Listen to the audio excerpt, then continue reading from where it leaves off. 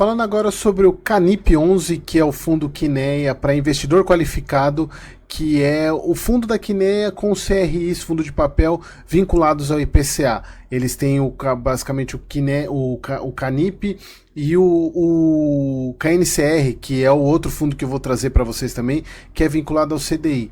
Esse vídeo vai ser bem rápido, porque assim como o KNSC, esses fundos não tem muito o que falar, porque eles são tão bons que não tem muito o que mostrar. Só alguns pontos na questão dos rendimentos, que a gente precisa falar um pouquinho sobre isso, e vai ter um ponto que eu vou falar, na minha opinião, a gente está numa janela excelente de oportunidade para esse tipo de fundo, mas não tem muito o que falar, porque não tem aquelas movimentações que tem nos fundos de tijolo, por exemplo. Vamos lá para o relatório para vocês verem do que eu estou falando.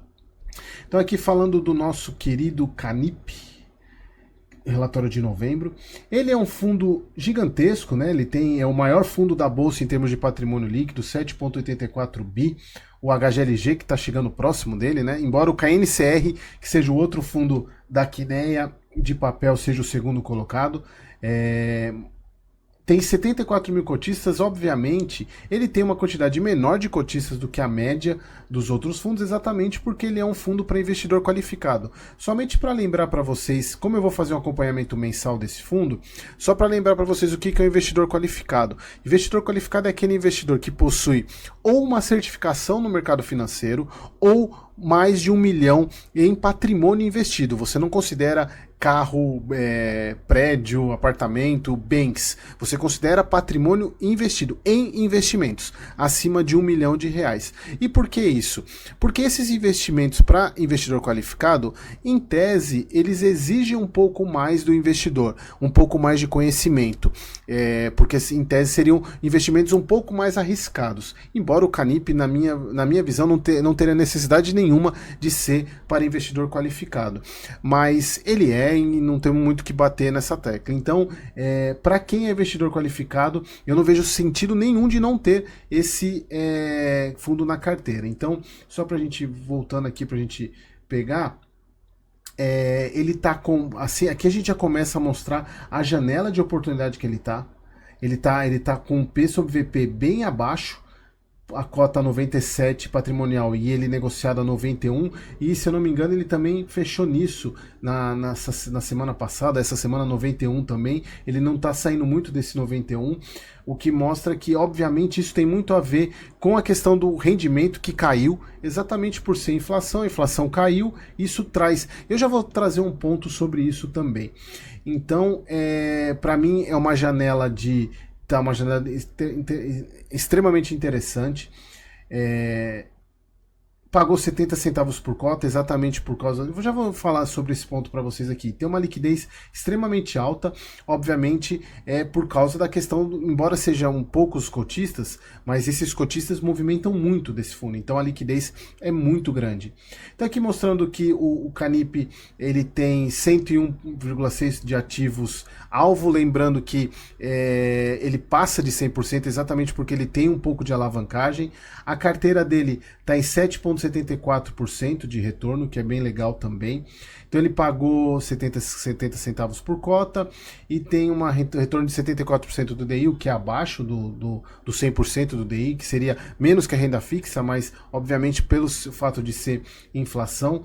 1% de taxa de administração, não cobra taxa de performance, o que para mim é excelente, um fundo já antigo, quase 7 anos, ele está indo para o 8º ano.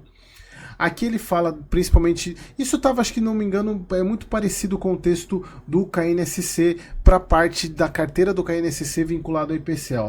CRIs atrelados à inflação, presentes na carteira, refletem aproximadamente a variação do indexador IPCA referentes aos 2 meses anteriores. Ou seja, por ser regime competência, ele apresenta os resultados 2 meses após. Então, se o resultado de novembro ele está refletindo os indicadores de IPCA de setembro e de outubro, o que deu 26,20 e 0,24. Eles colocam aqui que esses patamares ainda baixos representam níveis normalizados quando comparados com junho e julho, que deu deflação, e uma inflação bem baixa, 0,12%. E aqui é importante que eles colocam que não tem nenhum efeito negativo de crédito na carteira, ou seja, não tem nenhum CRI inadimplente, porque são CRIs muito high grade, então são CRIs de excelente qualidade, excelente segurança, então você não vai ver isso no Canip, mas obviamente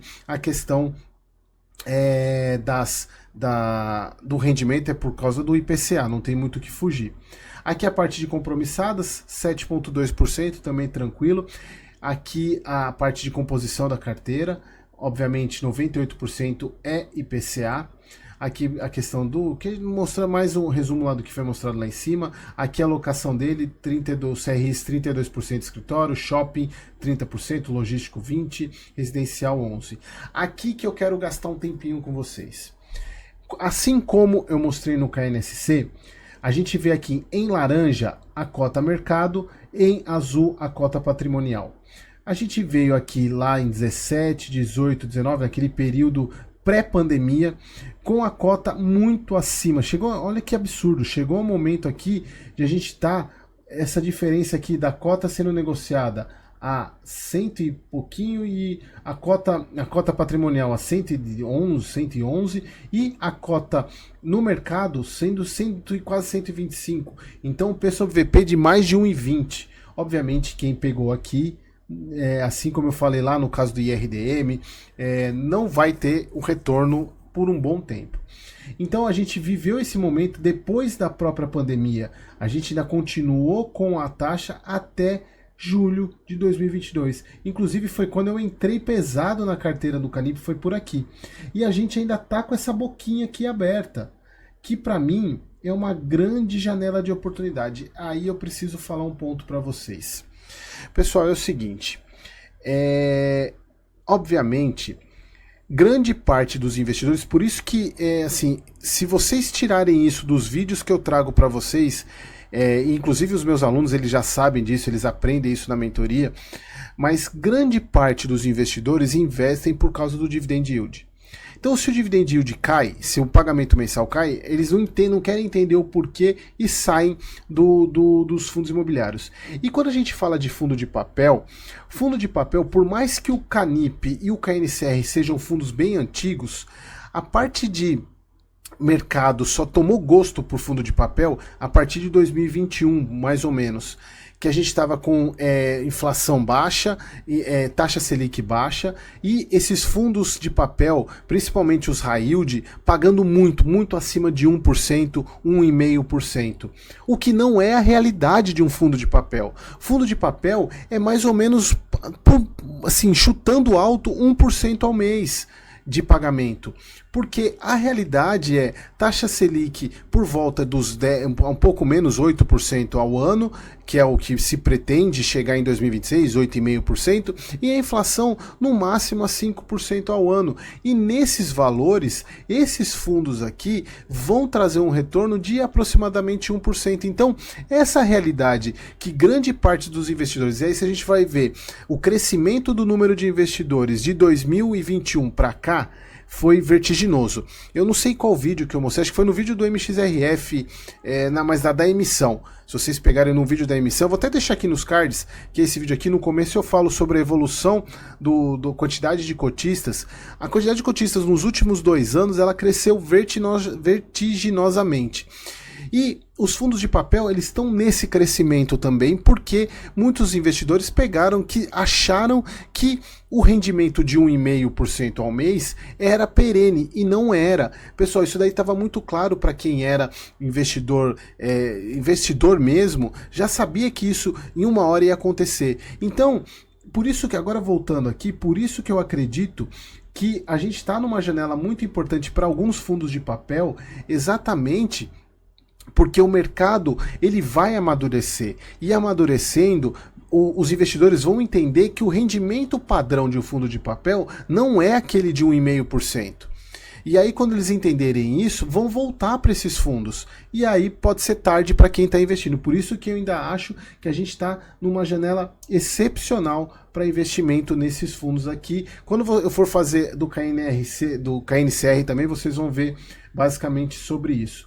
Então aqui a gente consegue ver a questão do resultado, a gente consegue ver nitidamente que a gente estava falando aqui nos períodos de inflação lá de janeiro e fevereiro, que refletiu em março, abril, maio. Olha só o resultado do fundo. E aí, com a queda da inflação, praticamente caiu pela metade. Tanto é que foi nesse mês aqui que a cota do Canip ela despencou, porque praticamente caiu pela metade a distribuição do fundo. Mas o que a gente pode ver também é que a gestão da Kinea ela é muito boa, porque quando você teve um resultado de 1,23, o fundo pagou 1,05. Quando ele teve um resultado de 1,15, o fundo pagou 1. Então ele tem mantido uma reserva para poder manter esses pagamentos. Tanto é que agora ele começou, veja só, ele começou a usar reserva para fazer os pagamentos. Tanto é que, olha só, aqui ele teve resultado de 0,45, pagou 0,50, 59 pagou 60, 68 pagou 70, 67 pagou 70. Então ele trabalha para poder não pagar tão pouco, porque se a gente for ver, o resultado é muito baixo. Né, a gente não tem problema nenhum com despesa, né, é basicamente a queda na remuneração referente a IPCA. Então, prestem atenção nisso, é um excepcional fundo, então a gente tem que ficar atento e entender como é que é essa dinâmica. Aqui, mais um ponto que a gente já falou da rentabilidade, que ela está abaixo, né, se a gente pegar o Grossap, eu já falei para vocês o Grossap, não vou explicar de novo. Mas para quem não sabe, o Grossap é quando você compara um rendimento isento com um rendimento que tem tributação. Aqui a tabela de sensibilidade, a gente está negociando nessa faixa aqui, ó, de R$ 91,00. Pessoal, olha esse spread de taxa, quase 3% com Tesouro num fundo extremamente high grade, extremamente, quando eu falo seguro, aí eu sempre volto naquilo que eu tenho falado, fundo de papel seguro comparado com outros fundos de papel. Fundo de papel tem uma particularidade de ser mais arriscado do que um fundo de tijolo, mas ele é praticamente uma renda fixa quase, então a gente está com 3% de spread, por isso que eu volto a falar, é um excelente ativo. Tá? E aqui a gente vê a questão das taxas que são extremamente conservadoras, taxas de aquisição, são poucas que ultrapassam 7%, IPCA 7%, e a gente vê também os devedores, a gente está falando de Shopping Cidade Jardim, está falando de Shopping Uberaba, estamos falando de MRV, de Shopping Leblon, a gente está falando de grandes devedores, então é o que traz mais segurança para o fundo, e a gente está falando de uma carteira de quase 94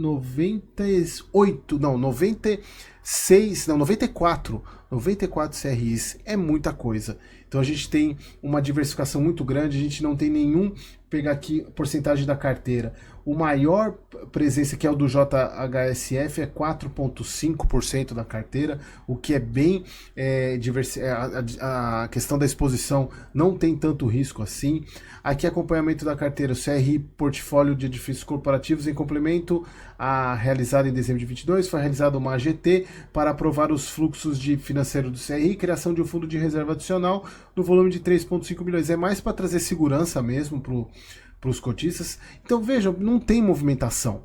Por isso que eu falei, assim como eu falei no KNSC, não tem, é outro reloginho também. E aqui a gente consegue ver basicamente tudo alienação fiduciária, LTV tudo abaixo de 100% e abaixo até de 70%, grande maioria abaixo de 70%. Então é muito tranquilo, assim, é um fundo espetacular que todo mundo deveria considerar em ter em carteira, obviamente precisaria ser investidor qualificado. Então, pessoal, foi isso. É mais um fundo que eu vou fazer o acompanhamento mensal. Espero que vocês tenham gostado e até o próximo.